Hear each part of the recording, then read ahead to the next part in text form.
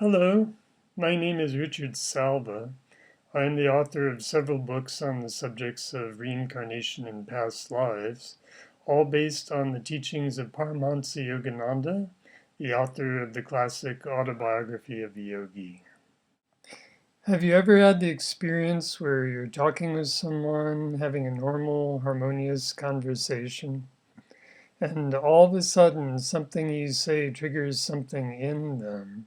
And from one moment to the next, the conversation devolves into a full-fledged argument.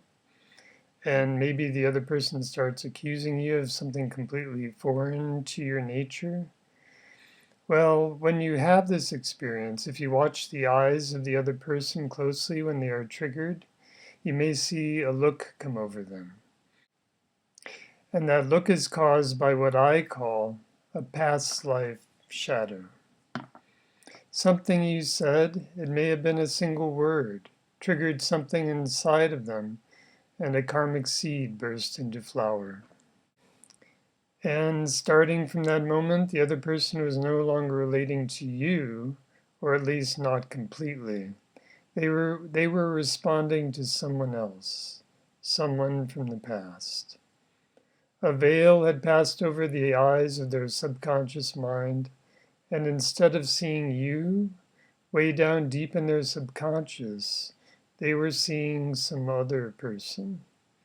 They were transported back in time, and someone else was standing before them, and you were standing in their stead. And something they should have said long ago but never did said to their regret is now coming out of their mouth. Something that had been buried within them possibly for centuries was being released.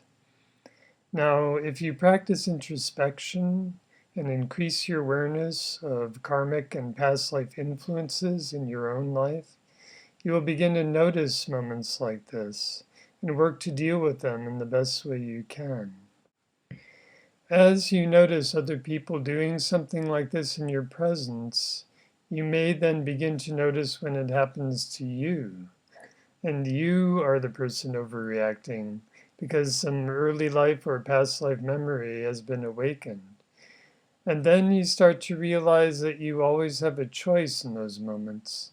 You always have the option to either just let that energy flow through you or to dial it back and be more present and relate more appropriately to what is actually happening in front of you in the present moment.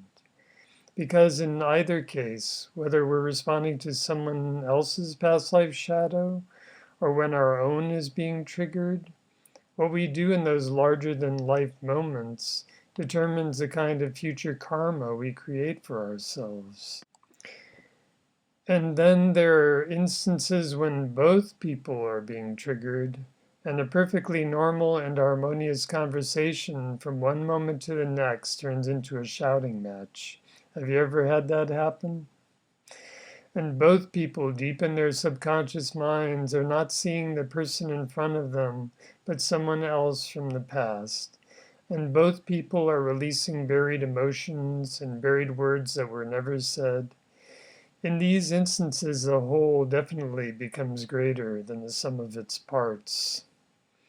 If you were able to step back and view such a charged encounter with spiritual or energetic eyes, you might see a crisscrossing of karmic lines all coming into play in the exchange, passing through both people, giving the scene the look almost of a pincushion, with so much involved in the process and so many past lives being energized. In short, a sort of karmic traffic jam. Exchanges of these types are, of course, never pleasant, and unfortunately, they can have a negative effect on people's friendships. They can cause rifts between people that may last a long while, even for a whole lifetime. This is why it helps to understand how past lives can influence our present lives. Once we recognize this really big factor of past life influences, we can start to take them into account. And if so, we won't then associate the other person and the phrases they said with what happened to us so long ago. with that truly awful past life memory and situation. We can see the really big difference between the big bad thing that happened way back when and the relatively innocent exchange that happened just now. We can let go of the supercharged energy of the exchange, see how it went wrong, and if we can, look at our own failings in that moment with a sense of humor. For we are all prey to these things happening in our lives. And the more we can be okay with other people having these moments, the easier it will be for us to forgive ourselves for them. And again, the more aware we are in each moment of the subtle influences of karma and past lives, the more we can do something about them and improve ourselves. For awareness precedes control.